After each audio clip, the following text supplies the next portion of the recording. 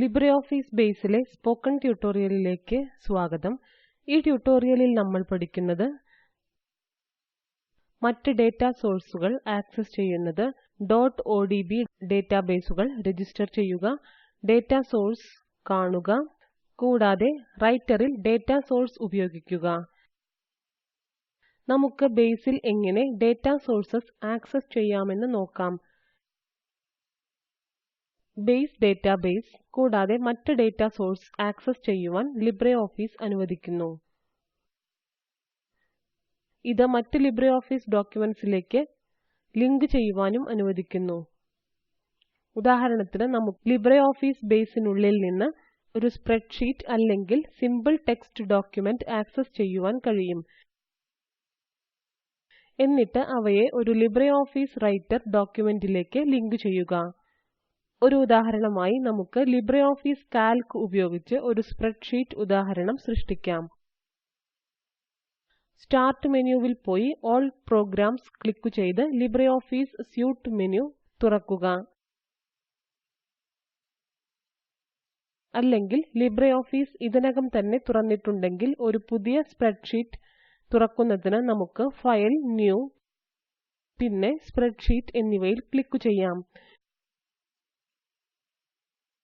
ഇപ്പോൾ സ്പ്രെഡ്ഷീറ്റിൽ ചിത്രത്തിൽ കാണിച്ചിരിക്കുന്നതുപോലെ ചില സാമ്പിൾ ഡാറ്റ ടൈപ്പ് ചെയ്യാം.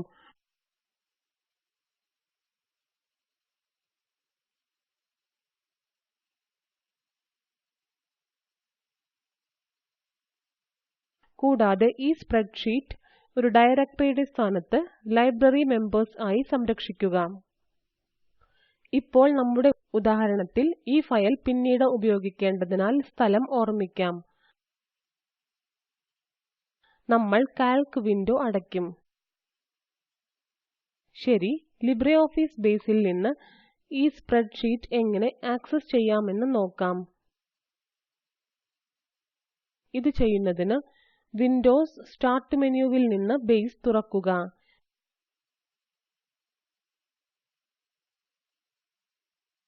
LibreOffice ഇതിനകം തുറന്നിട്ടുണ്ടെങ്കിൽ നമ്മൾ ഫയൽ, ന്യൂ, തുടർന്ന് ഡേറ്റാബേസ് എന്നതിൽ ക്ലിക്ക് ചെയ്യും.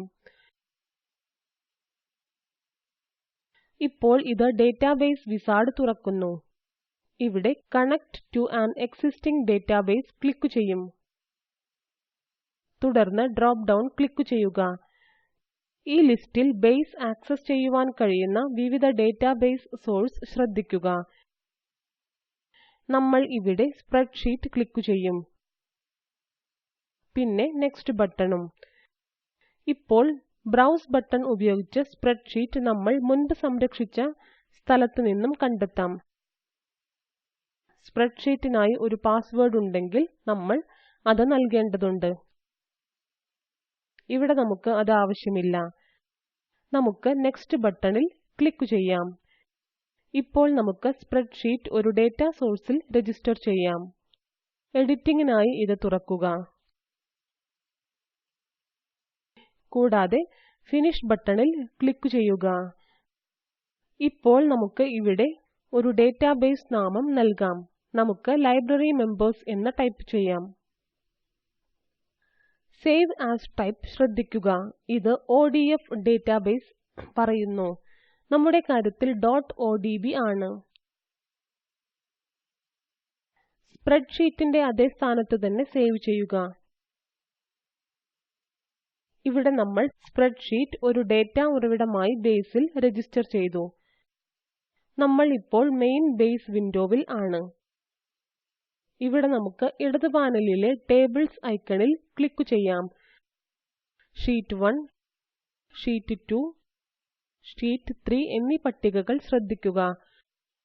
അത് തുറക്കുന്നതിന് നമുക്ക് ഷീറ്റ് 1 എന്നതിൽ ഡബിൾ ക്ലിക്ക് ചെയ്യാം. ഇവിടെ സ്പ്രെഡ്ഷീറ്റിൽ നിന്നുള്ള ഡേറ്റയുണ്ട്. ഇപ്പോൾ സ്പ്രെഡ്ഷീറ്റ് ആക്സസ് ചെയ്യുന്ന രീതി ഉപയോഗിച്ച് നമുക്ക് ഇവിടെ നിന്ന് മാറ്റങ്ങളൊന്നും വരുത്തുവാൻ കഴിയില്ല. ഇവിടെ നിന്ന് നിലവിലുള്ള ഡേറ്റയെ അടിസ്ഥാനമാക്കി മാത്രമേ നമുക്ക് ഡേറ്റ കാണുവാനോ ക്വറികളുടെ റിപ്പോർട്ടുകൾ സൃഷ്ടിക്കുവാനോ കഴിയൂ. അതിനാൽ സ്പ്രെഡ്ഷീറ്റിൽ തന്നെ നേരിട്ട് മാറ്റങ്ങൾ വരുത്തേണ്ടതുണ്ട്. .odb ഡേറ്റാബേസുകൾ രജിസ്റ്റർ ചെയ്യുന്നു. ഇപ്പോൾ .odb ഡേറ്റാബേസുകൾ നിർമ്മിക്കുവാൻ കഴിയുന്ന OpenOffice.org പോലുള്ള മറ്റു പ്രോഗ്രാമുകൾ ഉണ്ട്. ഇവ LibreOffice ബേസിനുള്ളിൽ ഉപയോഗിക്കുന്നതിന് നമ്മൾ ആദ്യം അവ ബേസിൽ രജിസ്റ്റർ ചെയ്യേണ്ടതുണ്ട്. ഏതെങ്കിലും .odb ഡേറ്റാബേസ് രജിസ്റ്റർ ചെയ്യുന്നതിന് നമുക്ക് ബേസ് തുറക്കേണ്ടതുണ്ട്. Tools, option, LibreOffice base, databases എന്നിവ തിരഞ്ഞെടുക്കുക. രജിസ്റ്റേർഡ് ഡേറ്റാബേസസിന് കീഴിൽ ന്യൂ ക്ലിക്ക് ചെയ്യുക. ഡേറ്റാബേസ് ഉള്ള സ്ഥാനത്ത് ബ്രൗസ് ചെയ്ത് രജിസ്റ്റർ ചെയ്ത പേര് ശരിയാണെന്ന് ഉറപ്പാക്കുക. കൂടാതെ OK ബട്ടണിൽ ക്ലിക്ക് ചെയ്യുക. LibreOffice ഡാറ്റാ സോഴ്സസ് എങ്ങനെ കാണാമെന്ന് നോക്കാം. ഇതിനായി നമ്മൾ ബേസിൽ രജിസ്റ്റർ ചെയ്ത ഉദാഹരണമായ സ്പ്രെഡ്ഷീറ്റ് തുറക്കാം. ഇപ്പോൾ നമുക്ക് ഇത് LibreOffice റൈറ്റർ അല്ലെങ്കിൽ കാൽക്ക് എന്നിവയിൽ ഉപയോഗിക്കാം. ഉദാഹരണത്തിന് LibreOffice റൈറ്ററിൽ ഇത് എങ്ങനെ കാണാമെന്ന് നോക്കാം. ആദ്യം നമുക്ക് ബേസ് വിൻഡോവിൽ നിന്ന് റൈറ്റർ തുറക്കാം.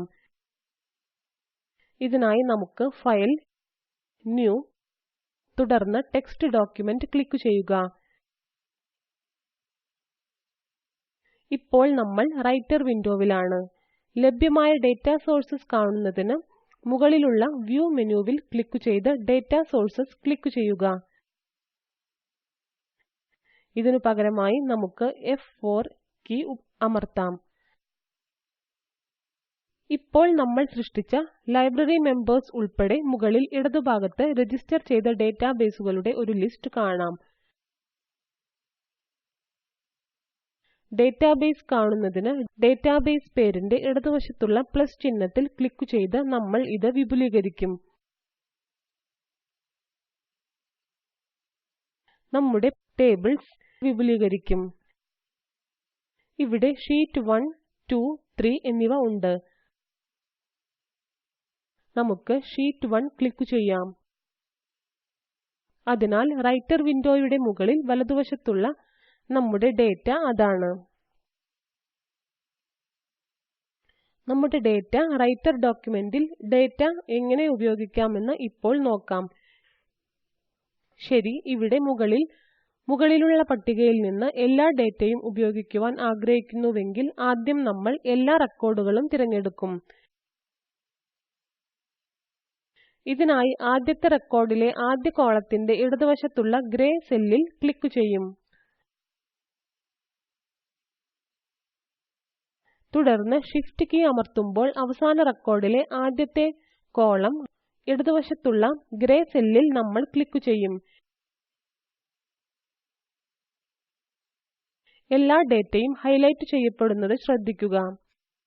ഇപ്പോൾ നമ്മൾ ചുവടെയുള്ള റൈറ്റർ ഡോക്യുമെന്റ് ക്ലിക്ക് ചെയ്യുകയും ഡ്രാഗ് ചെയ്യുകയും ചെയ്യും. അടുത്തതായി ഇൻസെർട്ട് ഡേറ്റാബേസ് കോളംൻസ് എന്ന ടൈറ്റിൽ ഉള്ള ഒരു പോപ്പപ്പ് വിൻഡോ നമ്മൾ കാണുന്നു. അതിനാൽ ഇവിടെ മുകളിലുള്ള ടേബിൾ ഓപ്ഷനിൽ നമ്മൾ ക്ലിക്ക് ചെയ്യും. തുടർന്ന് എല്ലാ ഫീൽഡുകളും ഇടതുനിന്ന് വലതു പട്ടികയിലേക്ക് നീക്കുവാൻ ഡബിൾ ആരോ ബട്ടണിൽ ക്ലിക്ക് ചെയ്യുക. ഇവിടെ വിവിധ ചോയ്സുകൾ ശ്രദ്ധിക്കുക. ഇപ്പോൾ നമ്മൾ OK ബട്ടൺ ക്ലിക്ക് ചെയ്യും. ഡോക്യുമെന്റിലെ മുഴുവൻ ഡാറ്റ ടേബിൾ ഇവിടെ ഉണ്ട്. അടുത്തതായി നമുക്ക് എങ്ങനെ ഇൻഡിവിജ്വൽ ഫീൽഡുകൾ ചേർക്കാമെന്ന് നോക്കാം. നമുക്ക് റൈറ്റർ ഡോക്യുമെന്റിന്റെ മുകളിൽ പോയി Enter കീ 2 തവണ അമർത്താം. വീണ്ടും മുകളിൽ ഇടത്തേക്ക് പോകുക. ഇവിടെ നമുക്ക് മെമ്പർ നെയിം: എന്ന് ടൈപ്പ് ചെയ്യാം.